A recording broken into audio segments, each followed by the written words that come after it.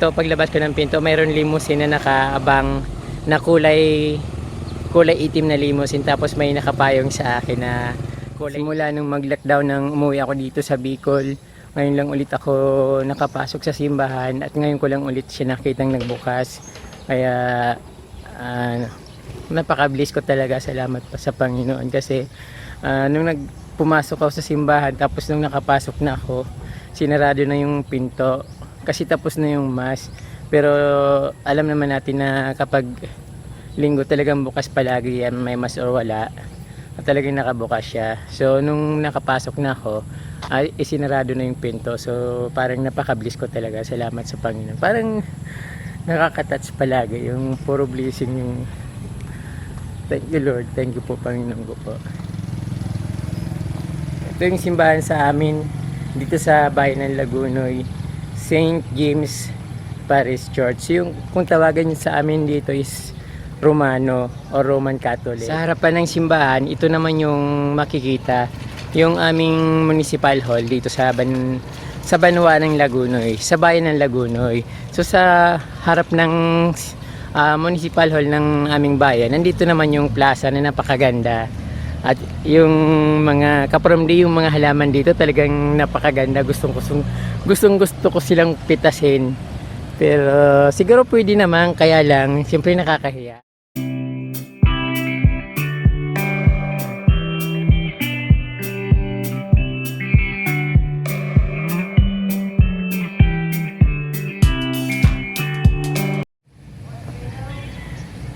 Ayan, talagang napakakulay niya, napakaganda, maamis ka. Bali ito yung spider plant na giant. Ito yung spider plant, napakaganda niya, parang dahon ng niyog. Yung pagka form niya, yung parang texture niya, parang napakaganda. Sarap balutan ng suman, yung ebos na tinatawag, suman sa ebos. Tapos yung dito naman sa likod niya, ayan, yung parang hindi ko talaga alam ang pangalan nito. Kung pwede lang papangalanan ko siya para hindi na ako magdadalawang isipan na pakita. Pero gusto kong ipakita dito yung mga halaman. Napakaganda ng plaza namin dito sa bayan ng Lagunoy. So ito yung gumamila kapag wala siyang okay lang siya na walang bulaklak kasi yung dahon niya kapag nainitan siya, yung direct sunlight, nagiging kulay pink siya. So yan yung dahon niya, wala siyang bulaklak, yung pinakadahon niya yan. Tapos ito naman yung gusto ko rin to kasi yung pwede mo siyang i-trim na parang i-form mo siya na parang Christmas tree. Yan yung maganda sa kanya, yung pagtalbos niya, napakaganda niya. So orange siya, tapos pag medyo magulang na nagiging kulay green na siya. Tapos syempre dito yung kayo nang bahala magbigay ng name nito, pero talagang wala akong maibibigay na name kasi talagang hindi ko siya alam. Kasi ito pa rin yung gumamila, white, pink, sobrang ganda niya. Kung nandito kayo, mamis kayo. Pero mayroon din siyang puti na gumamila, nagmix siya. Yung mayroon ako nito sa Kobo, yung parehong white in itong kulay pink. So yung white ko bagong tanim lang. Tapos ito naman yung parang bonsai, siguro napakamahal nito. Ito yung napapaligiran siya ng gumamela na sa paligid niya. Yan, napakaganda niyang tingnan. Ito hindi ko alam na namumulaklak pala ito. Mayroon akong tanim nito pero nasa plastic lang kasi inaantay kong lumago. Pero mayroon na. So buhay na siya. Maliit lang kasi yung lupa ko. Hindi ko alam kung saan ko itatanim pero mayroon na akong ganyan. At napapaligiran siya ng magagandang halaman.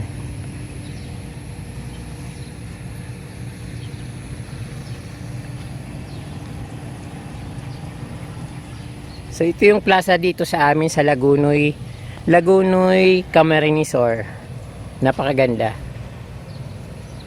Ito yung katulad yung sinabi ko kanina, pag medyo hindi pala siya na masyadong pag super na nakakaano siya sa araw, yung natatamaan siya ng araw, kulay orange. Kapag hindi masyadong maaraw, kulay orange, red orange, yung ganun yung kulay niya. Tapos dito banda sa ito, kung hindi ako nagkakamali, ito yung tinatawag na lemon tree. So gusto ko yan, gusto kong magtanim yan. Ang problema, kumuha na ako ng sanga niyan before pero hindi naman siya nabuhay kasi nilagay ko kagad siya sa paso tapos parang natuyo siya. Hindi ko alam na patay na pala siya o bulok na yung puno kasi yung dahon niya hindi naman nabubulok, kaya hinayaan ko lang. At sa pinakaharap ng Municipal Hall dito, dasim din naman yung halaman. Ganun din yung form, maganda, makulay. Kung ano yung nando sa harap, mas medyo bandang malayo, ito rin ganun. Pero dito meron siyang ibang klase ito. Tapos itong another parang variety ng parang yung sinabi ko kanina na parang lemon tree. Maganda pala siya, yung nagiging kulay pink yung talbos niya. Maganda rin siyang tingnan. Kasi maliliit yung dahon niya. So ayan ito yung plaza dito sa amin.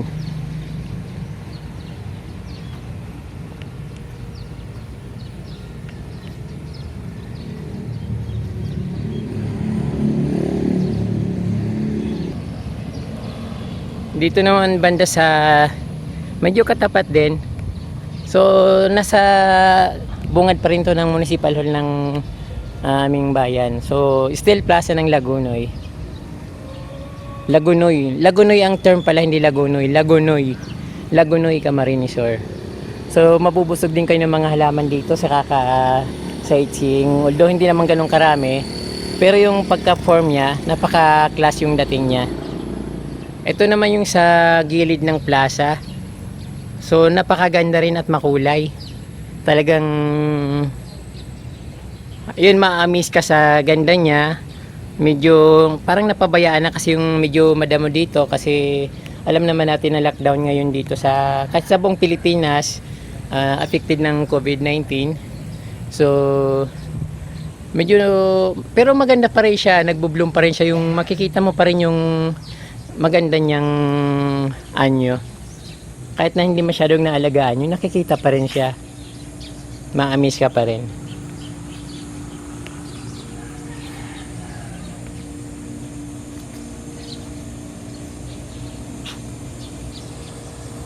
So bali ito yung napapaligiran yung ni Jose Rizal ng mga halaman na iba't ibang kulay. So napakaganda niya talaga.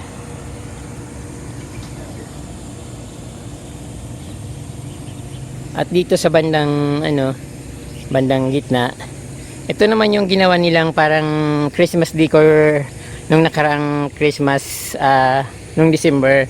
So pag December nilalagyan nila to ng ilaw, pinupuno nila ng Christmas light. So parang napakaganda niyang tingnan parang kumbaga sa parang kasalan, parang gano'n, yung parang karusa or kariton na class. So ganun yung dating niya. Hindi naman siguro umiikot yung mga gulong niya kasi naka-fix naman yung gulong. So design lang talaga. Pero yung niya napakaganda. Pag napuno siyang ilaw, pag pinuno ng ilaw tuwing December, makikita yung napakaganda. Tapos dito, ito yung pinagmamalaki ng Lagunoy dito, yung nasa Guinness Book of Record na siya, pinakamalaking walis tambo sa Pilipinas. So okay din naman siyang tingnan, unique. Nag-iisa lang siya sa buong mundo. Saka only in the Philippines at only in Lagunoy, Camarines Sur. So ito yung pinagmamalaki dito ng Laguno, yung pinakamalaking walis tambo sa buong Pilipinas at sa buong mundo. Ay yung likod niya, yung pinaka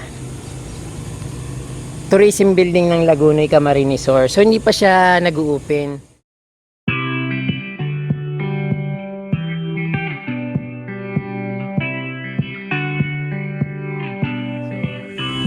Hindi pa siya nagagamit ever since na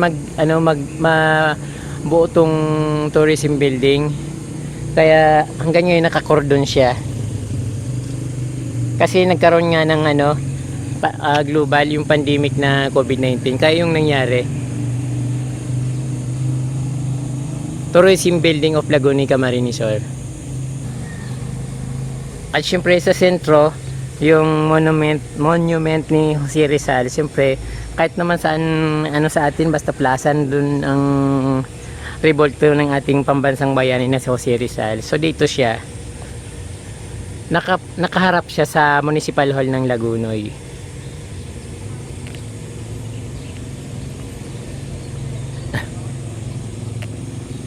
So yung Municipal Hall namin dito napakaganda, parang mini White House. Minsan nga pag nagtatambay ako dito sa plaza, ini-imagine ko na sana naging bahay ko na lang siya.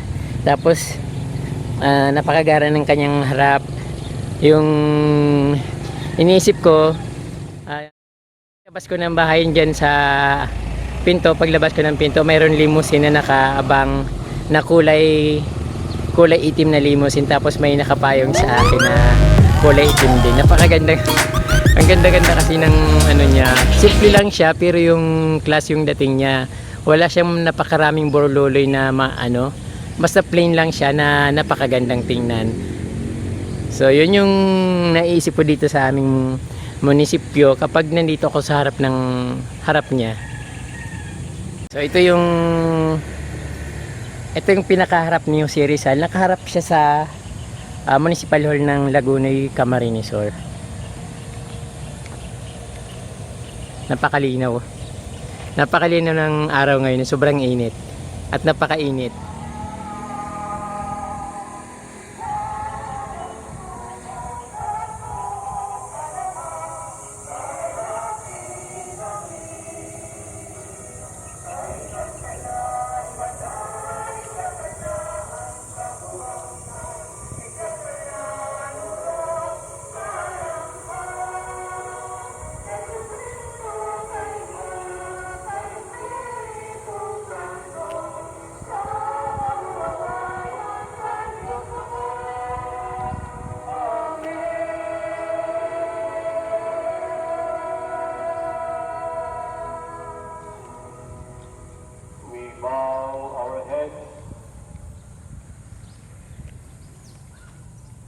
Let us pray.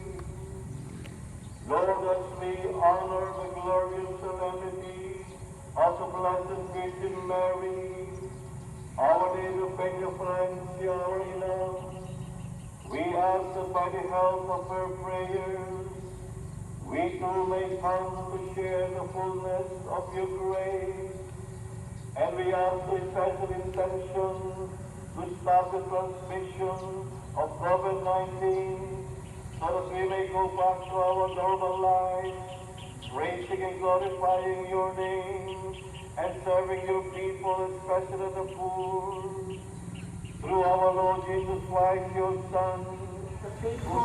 Kapromdi, naipasyal ko na naman kayo dito sa aming napakagarang bayan. Although yung bayan naman is third class municipality ng Camarines Sur, pero napakaganda dito. Yung tourism nila hindi pa masyadong, yung mga makikita mga magagandang lugar dito hindi pa masyadong nararating ng mga tao. So parang hindi pa siya explored kung parang gano'n, hindi pa siya masyadong na-explore sa buong mundo. Although yung falls dito napakarami, siguro mahigit 100. Tapos yung pinakamataas na falls niyan dito sa Laguno, yung Bulanugan Falls na matatagpuan sa Agusais, Lagunoy, Camarines Sur.